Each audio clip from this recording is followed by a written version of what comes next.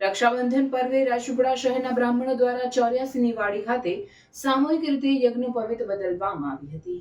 પ્રજાપિતા બ્રહ્મકુમારીઝના બહેનોએ અંકલેશ્વરની કેન્સર હોસ્પિટલના દર્દીઓ અને સ્ટાફને રાખડી બાંધી રક્ષાબંધન પર્વની ઉજવણી કરી.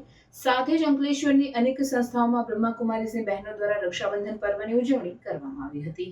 શ્રાવણી પૂનમ એટલે આમ તો રક્ષાબંધનનો તહેવાર તરીકે ઉજવવામાં આવે છે, પણ એ દિવસે બ્રાહ્મણો દ્વારા જનોઈ બદલવાનો રિવાજ પણ છે.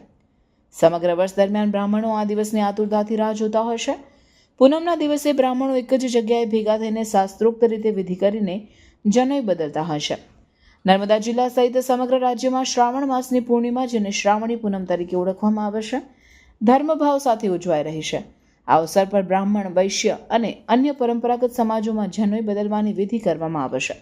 શ્રાવણી પૂનમના દિવસે વહેલી સવારે નદી, તળાવ અથવા ઘરમાં પવિત્ર સ્નાન કર્યા બાદ ગાયત્રી માતા તથા ઋષિ મુનિઓની પૂજા કરીને મંત્રોચ્ચાર સાથે જૂનું જનોઈ ઉતારી પીપળા કે નદીમાં વિસર્જિત કરવામાં આવે છે. ત્યારબાદ નવા જનોઈ ધારણ કરી ગાયત્રી મંત્રનો જપ કરવામાં આવે છે. આ વિધિનો મુખ્ય હેતુ આત્મશુદ્ધિ, ધાર્મિક સંકલ્પનું પુનરીકરણ અને વેદાધ્યયનો આરંભ છે. જનોઈના 3 દોરા પિતૃ ઋણ, દેવી ઋણ અને ઋષિ ઋણના પ્રતીક માનવામાં આવે છે.